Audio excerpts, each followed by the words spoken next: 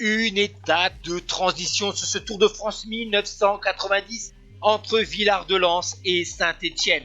149 km au menu sur les routes de l'Isère, de la Drôme, de l'Ardèche et enfin de la Loire.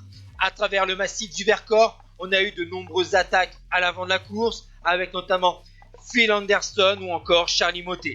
Par la suite, il y a même eu un groupe de 7 coureurs avec Eli Winterberg et Laven, mais elles ont toutes été neutralisées, ces offensives, notamment par la Carrera.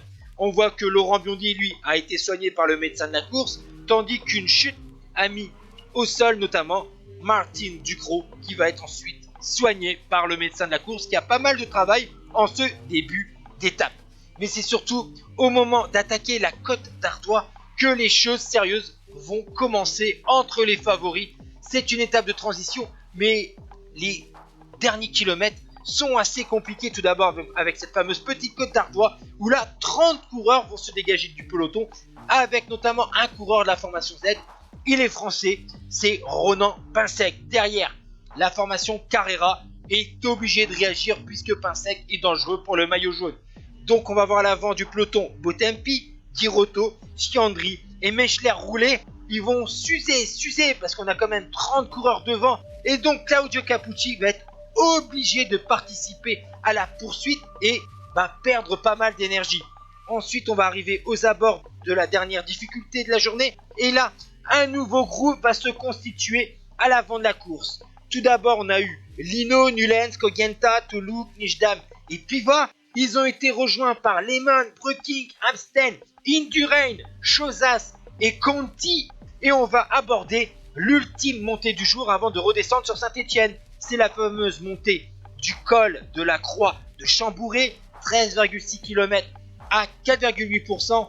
Et là, dans cette montée dans le massif du Pilat, eh bien, les 15 hommes de tête avaient déjà 1 minute 30 sur le peloton au pied de l'ascension. Derrière, Delgado, Bugno et Lejarreta sont obligés d'attaquer. Indurain, qui est à l'avant de la course, est obligé d'attendre son leader qui a donc contre-attaqué. Indurain attend Delgado, il va ensuite soutenir son leader pour revenir. Car devant, Amstel, Chozas, Breking, Lehmann et Conti ont constitué un groupe de 5 à l'avant de la course. On s'entend parfaitement puisque Amstel joue une belle place au classement général, Lehmann, Breking, eux, jouent la victoire, Chozas la victoire d'étape et Conti, la même chose, la victoire d'étape. Au sommet, les 5 hommes vont avoir 30 secondes d'avance sur le quatuor Indurain, Delgado, Bugno, Lejarreta. Derrière, Claudio Capucci, qui n'a plus d'équipier, est complètement... Il subit totalement la situation. Il va être débordé par l'attaque des favoris, il n'a plus d'équipier. Ronan Pinsec, lui qui a fait un gros travail en début d'étape, est encore plus loin.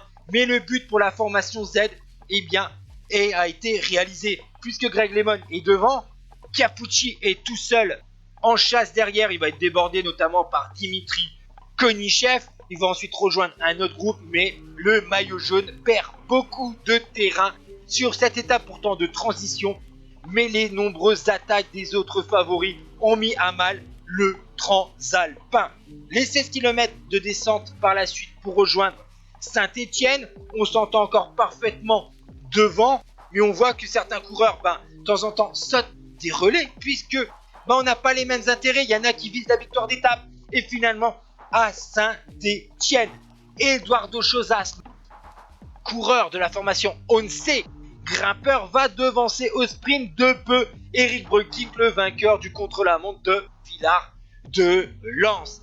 Derrière, Lejarreta, Delgado et Bugno vont finir à 30 secondes. Il va y avoir un peloton avec notamment donc Konichev à plus de 3 minutes. Du côté de Capucci, c'est 4,53 perdu et Pinsec perd 7,47. Et au classement général, Claudio Capucci reste en jaune avec seulement 2 minutes et 2 secondes sur Breking, 2,34 sur Greg Lemon, 4,11 sur Pinsec. Mais le coureur français commence à accuser le coup. Pedro Delgado remonte à la 5e place devant Pugno, Lejarreta, Alcala, Amstel et Criquelion.